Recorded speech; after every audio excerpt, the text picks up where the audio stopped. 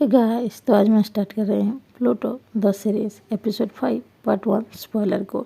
हमने last episode में देखा था जहाँ पर जब ओन मैगी हाउस आती है तो वो देखती है उसके सामने एक लड़की थी और उसको गुलाब दे रही थी। उसके पूछने पर मैं का ब्रदर बताता है ये लड़की मैं की एक्स गर्लफ्रेंड है। उसे देखकर इस तरह से उनको थोड़ा सा बुरा लगता है और सैड महसूस होता है और थोड़ी सी जलन भी महसूस होती है। उसके बाद ओम घर के अंदर जाती है और फिर मैं उस लड़की के साथ ओम की इंट्रोड्यूस करवाती है और कहती है ये मेरी एक्स गर्लफ्रेंड थी।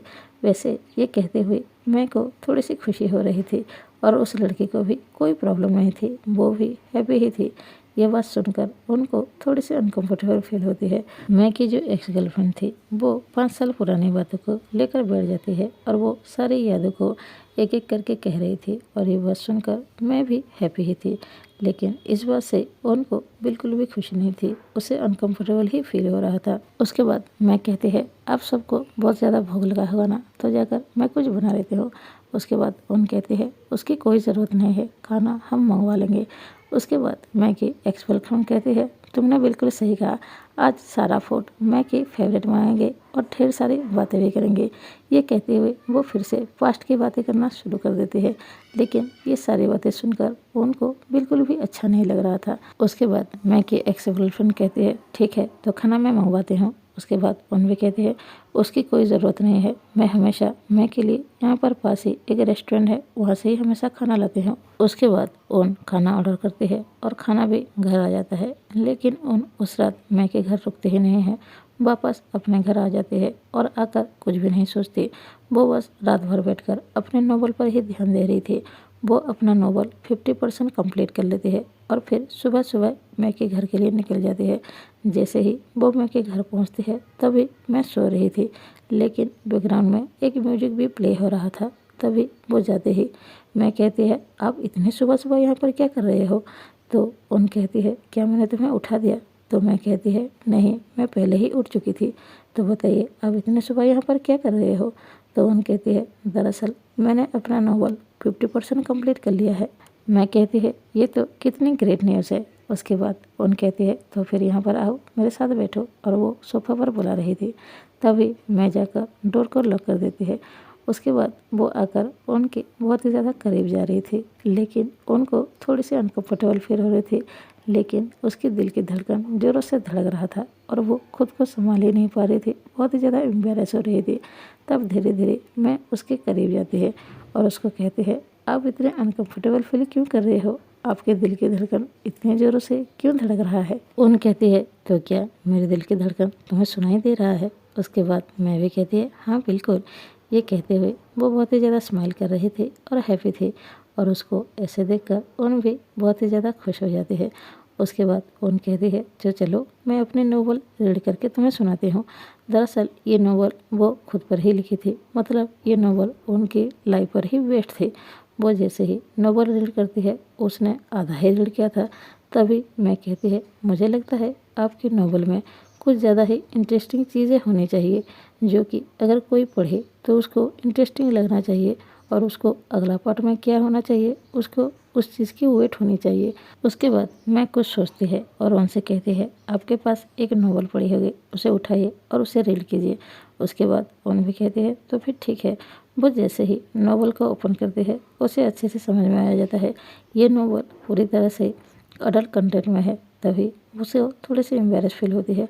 जैसे ही वो रीड करना शुरू करती है, पहले सीन में ही वहाँ पर सेक्स सीन था, तो ये पढ़ते हुए उनको बहुत ही ज़्यादा अनकंफर्टेबल फील हो रहा था और वो आगे पढ़ ही नहीं पा रही थी। और फिर वो मैं से कहती है इसे नोवेल कहते हैं, ये सब क्या है? तो मैं कहती है क्यों, आपको एम्बेरस फील क्यों हो रहा है? और वैसे भी आजकल तो इस तरह के नोवेल ही चलते हैं, अगर कोई भी नोवेल पढ़ेगा तो उसे इंटरेस्टिंग लगना चाहिए ना। और वैसे भी लोगों को आजकल ये सब पसंद आ रहा है, तो इसलिए राइटर भी इस तरह की चीज़ें ही लिख रहे हैं। मैं कि ये सारी बातें सुनने के बाद भी ओन रीड कर ही नहीं पाती है, और उसके बाद मैं को समझ में आ जाती है कि ओन को ये नोवेल रीड ही नहीं करना है। उसके बाद वो उनसे कहती है कोई बात नहीं, आप उस नोवेल को नीचे रख दीजिए, लेकिन आप खुद भी सोचकर अच्छी चीज़ें लिख सकते हो। देखिए अगर आप अच्छी तरह से लिखोगे ना तो मैं आपको रिवॉर्ड दूंगी। उसके बाद ओन कहती है मैं बचपन से ही किसी चीज़ में ना पूरी तरह से अच्छी नहीं हूँ, इसलिए मुझे थोड़ा सा डर लगता है। उसके बाद मैं कहती है इसमें डरने की क्या बात है, अगर आप एक दिन में एक चैप्टर कंप्लीट कर देंगे ना तो मैं आपको एक अच्छा सा रिवॉर्ड दूँगी। तो ओन कहती है कैसा रिवॉर्ड। तभी मैं कहती है अगर आप एक दिन में एक चैप्टर कंप्लीट कर देंगे तो आपको मेरी तरफ से एक किस मिलेगी। उसके बाद ये सुनने के बाद ओन भी कहती है अच्छा ऐसा है क्या। तो मैं कहती है आप पहले करके तो दिखाइए, उसके बाद आपको रिवॉर्ड मिल जाएगा। तो उन भी नोटिस कर कहती है तो फिर ठीक है, मैंने तो आधा नोवेल कंप्लीट कर दिया है ना, तो फिर अभी तो मुझे किस मिलनी चाहिए। और तभी ही वो उसके करीब जाकर उसको किस करने ही वाली थी, तभी मैं अपनी उंगली उठाती है और उसके होठों पर रखती है और उनको रोक लेती है और कहती है नहीं अभी नहीं, आप अगर आज रात को एक चैप्टर कंप्लीट कर देंगे उसके बाद ही मेरी किस मिल सकती है। उसके बाद ओन कहती है नहीं मुझे आज चाहिए। तो मैं कहती है मैंने कहा ना आज नहीं, अगर आप चैप्टर कंप्लीट करेंगे तभी ही मिलेगी। फिर भी ओन उसकी बात नहीं मानती और मैं को बेड पर पुश करती है और उसके करीब जाकर उसके नेक पर किस कर रही थी। मैं उसको मना कर रही थी लेकिन ओन मान ही रही थी और उसको किस किए ही जा रही थी, क्योंकि उसको अच्छी तरह से दिखाई दे रहा था। मैं मना तो कर रही थी लेकिन साथ में हैप्पी थी, स्माइल कर रही थी, इसीलिए उनको और भी परमिशन मिल जाता है उसको टीस करने के लिए। उसके बाद मॉर्निंग दिखाया जाता है जहाँ पर उनके मोबाइल पे पिंक का मैसेज था मुझे तुमसे मिलना है, प्लीज़ मेरे हाउस आ जाओ। ये देखने के बाद उनको उससे मिलने जाने का बिल्कुल भी मन नहीं था, क्योंकि पिछले दिन जो पेंग ने उसे कहा था उसी बात से थोड़ी सी अनकंफर्टेबल फील हो रही थी उन। फिर भी वो पेंग के हाउस जाने के लिए तैयार हो जाती है और जैसे ही वो पेंग के हाउस पहुंचती है तभी पेंग उसके हाथ को पकड़ लेती है और कहती है आई एम सॉरी, कल जो भी मैंने कहा उसको भूल जाओ और क्या हम दोनों पहले की तरह दोस्त बन सकते हैं। मैं वादा करती हूँ मैं इस तरह की बातें फिर से तुम्हें कभी भी नहीं कहूँगी, प्लीज़ आई एम सॉरी, इस बार मुझे माफ़ कर दो। तो उन भी थोड़ी सी अनकम्फर्टेबल फील हो रही थी लेकिन फिर भी पेंग बहुत बार सॉरी कहती है और आखिरकार उनको मना ही लेती है। तभी उन भी कहती है तो फिर ठीक है हम दोनों पहले की तरह दोस्त ही रहेंगे। अगले सीन में ओम अपने घर लौट आते हैं और वो ओम के रूम में जाकर कुछ चीज़ें चेक कर रही थी। जैसे ही ओम के लैपटॉप मिलते हैं वो ओपन करने की सोच रही थी, तभी वहाँ पर उसकी दादी आ जाती है और ओम को डांटना शुरू कर देती है और कहती है तुम इस तरह से ओम की चीज़ों को हाथ कैसे लगा सकती हो, देखो तुम्हें इस तरह का काम नहीं करना चाहिए, उसे पहले परमिशन लो उसके बाद उसकी चीज़ों को छुओ। तो ओम कहती है मैं उसे परमिशन कैसे लूँगी, पहले ठीक है आप जाकर उसको उठाइए, मैं उसके बाद उससे परमिशन ले लूँगी और उसके बाद उसकी चीज़ों को हाथ लगाऊंगी, लेकिन अभी वो तो नहीं होने वाला क्योंकि वो अभी उठ नहीं सकती है, इसीलिए मुझे ये सब करने दीजिए। दरअसल यहाँ पर ओम के बारे में कुछ जानने की कोशिश कर रही थी, क्योंकि कल रात को मैंने पूछा था आपने क्या परफ्यूम चेंज कर लिया है।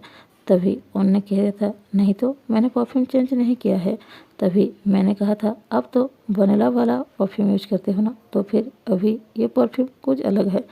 तो उन भी कही थी अगर तुम्हें पसंद नहीं है तो मैं फिर से वनीला वाला परफ्यूम लगाना शुरू कर देंगे। तभी मैंने कही थी ठीक है आपको जो पसंद है आप वही लगाइए। इसीलिए ही ओन चाहती थी मैं के बारे में कुछ पता करना। उसे दरअसल ये जानना था कि आखिर ओन किस तरह की चीज़ें पसंद करती है और क्या क्या यूज़ करती है, इसीलिए ही वो सारी चीज़ों को देख रहा था और जानने की कोशिश कर रही थी। तो यहाँ पर ही ये पार्ट एंड होता है, मिलते हैं सेकंड पार्ट में। अगर वीडियो अच्छा लगे लाइक कीजिए और please subscribe. Thanks for watching.